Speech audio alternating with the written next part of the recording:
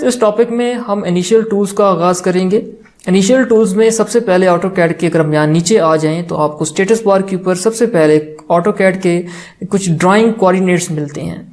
Drawing coordinates accordingly क्या होते हैं, दरअसल ये आपकी locations of your crosshair होते हैं। इसको क्रॉस हेयर कहते हैं जो आपकी स्क्रीन के सामने घूम रहा है। क्रॉस हेयर के ऊपर अगर आप देखें, जैसे ही इस क्रॉस हेयर को मैं मूव करता हूँ, यहाँ पे ड्रैग कर रहा हूँ, तो ये देखिए आपको यहाँ पर नीचे इनकी वैल्यूज चेंज होती हुई नजर आ रही हैं। तो ये कोऑर्डिनेट्स होते हैं। अगर मैं कोई यहाँ पे लाइन ड्रॉ करता हूँ तो आप देख सकते हैं ये तमाम अकॉर्डिंग टू कोऑर्डिनेट्स चलते हैं।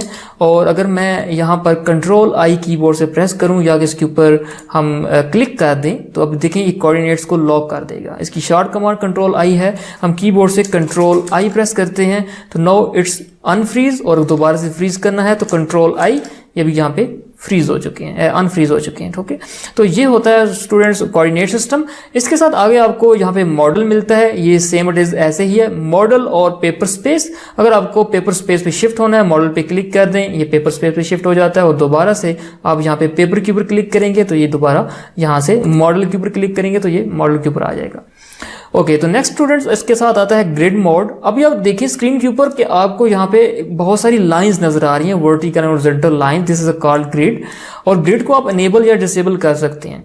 It's very easy. आप कीबोर्ड से F7 की को प्रेस करें। मैं यहाँ पे F7 की को प्रेस करूंगा और देखें मैं यहाँ पे क्लिक कर देता हूँ F7 की, और देख सकते हैं आप यहाँ पे आपको कोई ग्रिड यहाँ पे नजर नहीं आ रहा। और जैसे ही आप यहाँ पे क्लिक करते हैं F7 की को प्रेस करेंगे तो यहाँ पे आप देख सकते हैं कि अभी ग्रिड मोड अनेबल हो चुका है।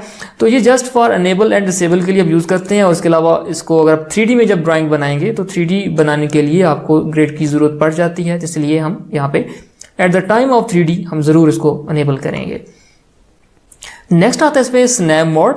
स्नैप मोड का काम आपके ग्रिड डिस्प्ले के साथ होता है। मैं थोड़ा सा जूम इन करता हूँ, उम्मीद है कि आपको यहाँ पे ये ग्रिड लाइंस नजर आ रही होंगी। तो मैं यहाँ पे स्नैप मोड को ऑन करता हूँ। जैसे हम स्नैप मोड को ऑन करते हैं और जब मैं कोई भी न्यू ड्राइंग बनाना चाहूंगा, फॉर एग्जांपल मैं यहाँ से लाइन को क्लिक करता हूँ और आप देख सकते हैं कि cursor is jumping on the snap to snap. तो यहाँ पे जो कर्सर है ये एक स्नैप से दूसरे स्नैप के ऊपर जंप कर रहा है इस ग्रिड डिस्प्ले के ऊपर। तो डेट्स मीन कि स्नैप मोड का अगर आप इस्तेमाल करना चाहें तो इसके लिए आपका ग्रिड मोड को ऑन होना जरूरी है। और ग्रिड के एक स्नैप से दूसरे स्नैप के ऊपर ये जंप करता है। और जस्ट हम दोबारा स्नैप मोड को F9 की से जैसे दोबारा से प्रेस करेंगे, F9 से इसको डिसेबल कर देंगे तो अब आप देख सकते हैं यहाँ पे जो क्रॉस हेयर है वो वेरी स्मूथली प्ले होगा, स्मूथली चलेगा, क्योंकि स्नैप मोड ऑफ है। तो इसके साथ नेक्स्ट आता है हमारे पास infer constraint option. Infer constraint option अभी के लिए छोड़ रहा हूं क्योंकि जस्ट ये आपकी ड्राइंग के साथ होता है। नेक्स्ट आता है आपके पास डायनामिक मोड। डायनामिक इनपुट या डायनामिक मोड आपका क्या काम करता है? ये मोड क्या काम करता है जी, जहां पे आपको एल इंटर लाइन, जैसे ही मैं कोई ऑटोकैड के अंदर कमांड टाइप करूंगा, क्योंकि ऑटोकैड के अंदर बहुत सारी हम कमांड्स टाइप करते हैं, हम आगे जाके डिफरेंट कमांड्स के बारे में पढ़ेंगे तो आपको बेहतर तरीके से समझ आएगी। तो मैं फॉर एग्जांपल कोई भी कमांड टाइप करता हूं, लाइक लाइन ड्रॉ करना है मुझे, तो मैं कीबोर्ड से जैसे ही एल की प्रेस करूंगा तो इस क्रॉस हेयर के साथ एक लिस्ट आ जाता है। ये लिस्ट आपको आइडेंटिफाई कर रहा है कि आपको कौन सी कमांड टाइप करनी है।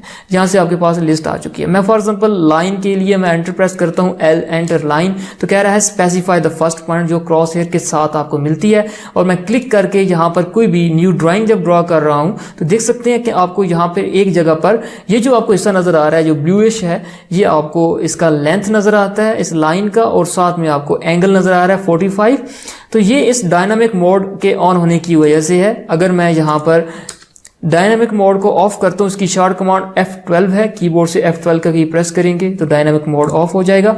अब मैं अगर कोई भी कमांड टाइप करूंगा तो वो कमांड आपकी नीचे यहाँ पर कमांड लाइन के अंदर अप्लाई होगी। और मैं यहाँ पे अगर क्लिक करता हूँ तो देख सकते हैं क्रॉस हेयर के साथ कोई भी आपको इंफॉर्मेशन कमांड लाइन की नहीं आ रही।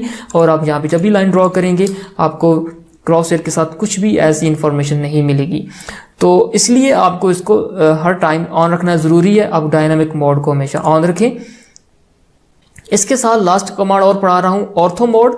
ऑर्थो मोड का यूज आप वर्टिकल एंड हॉरिजॉन्टल या स्ट्रेट लाइन ड्रॉ करने के लिए इस्तेमाल करते हैं। अगर मैं यहाँ पर ऑर्थो मोड को ऑन करता हूँ, इसकी शॉर्ट कमांड F8 है। और अगर आप यहाँ पे क्लिक करें लाइन के ऊपर और मैं अगर लाइन को ड्रॉ करता हूँ तो ये line exactly straight line draw करेगा, स्ट्रेंज लाइन ड्रॉ करेगा। अगर मैं यहाँ पर राइट साइड पे लेके जाऊँ तो हॉरिजॉन्टल लाइन भी एग्जैक्टली बिल्कुल सीधी ड्रॉ होगी और वर्टिकल भी बिल्कुल सीधी ड्रॉ होगी।